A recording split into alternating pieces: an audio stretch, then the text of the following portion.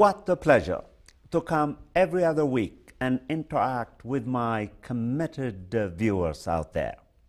As everybody knows, African Ascent has ventured into tackling some very, very serious matters for the past 2 or 3 months. Given the generous help of this coterie of gifted crew that I have at BNN, under the leadership of Barbara Marrow, Ike Benjamin, Maya and Thea, and many others, African Ascent is taking this particular program to the next heights. As everybody knows, my last guest about 2 weeks ago handled what many viewers who responded to that particular program called a magnificent performance. She educated each and every viewer who had the time to listen to her, to be enlightened with respect to what living democracy as opposed to thin democracy means. We're going to continue that project tonight with an equally internationally acclaimed scholar, activist, public intellectual, George Katsafikas from Wentworth Institute of Technology. What I thought I would do, as I did for Francis Lappé, is to have Professor George Katsafikas introduce himself through his own writings. So may I have the pleasure of introducing George Katsafikas through George Katsafikas presenting himself to the world.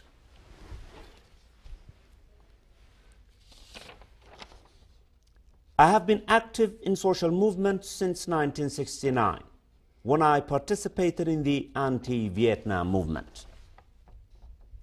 A target of the FBI's CONTELPRO program, counterintelligence, I was honored to be classified Priority 1ADEX, meaning in the event of a national emergency, people like me were to be immediately arrested.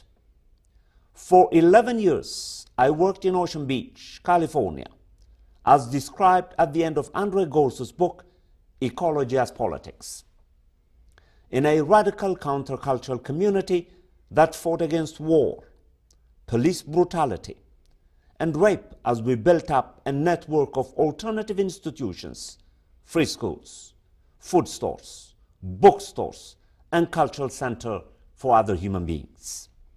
After living in Berlin for 1.5 years and learning firsthand about the autonomous movements there, I wrote about that movement, the subversion of politics, European autonomous social movements, and the decolonization of everyday life.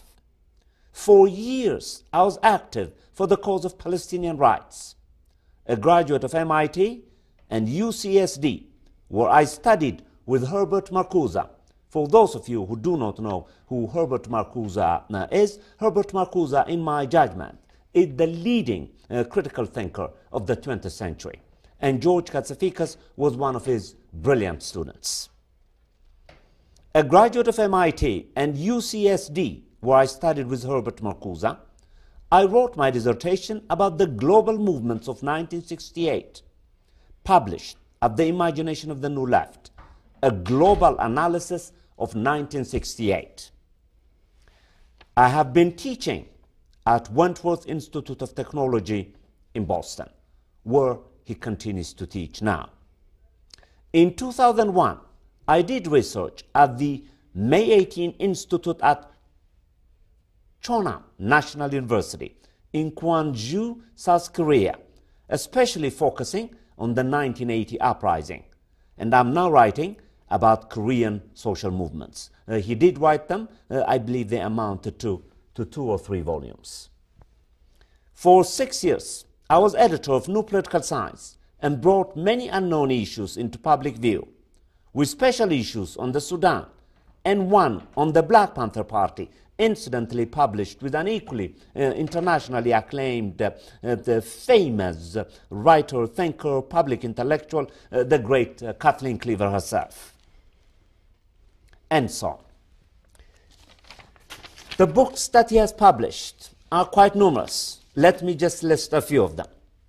The Imagination of the New Left, Introduction to Critical Sociology, The Subversion of Politics, The Promise of Multiculturalism, Latino social movements, liberation, imagination, and the Black Panther Party with Kathleen Cleaver.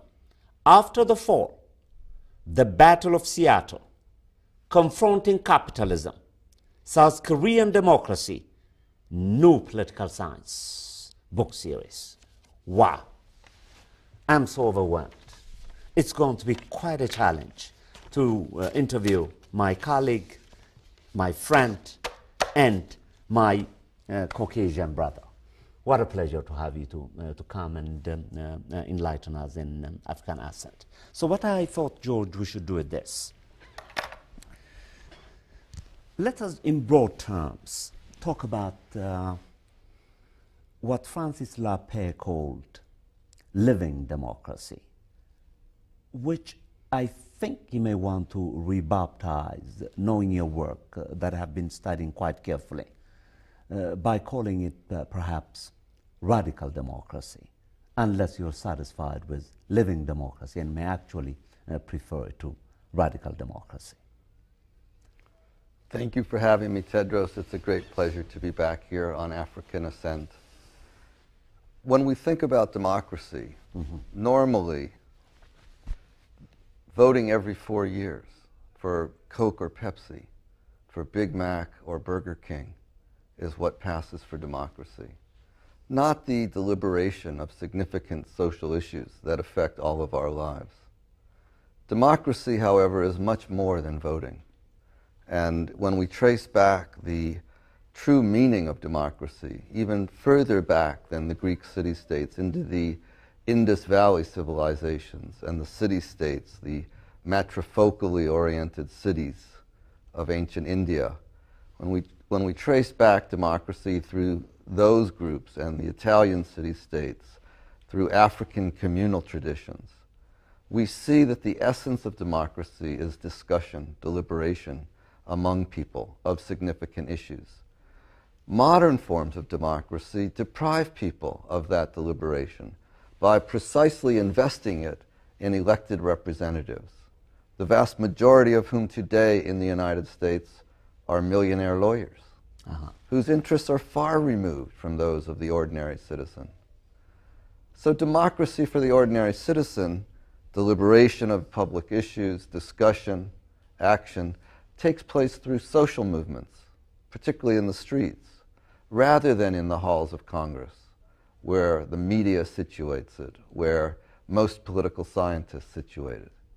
When we look at the living history of democracy and social movements, people's mobilizations in the streets, we see forms of direct democracy that go far beyond any kind of representative democracy. So I would submit to you that here in New England, in the New England town meetings, that tradition of communities deliberating and discussing as a whole carry far more value in terms of being called democracy than anything that has happened in Washington, D.C. in the past century. Unfortunately, what goes on in Washington, D.C. is oriented around war, not peace, around corporate control, not popular empowerment, around profits, not meeting people's needs. No matter how much pretty new faces are brought into Washington, the same ugly wars continue. They're expanded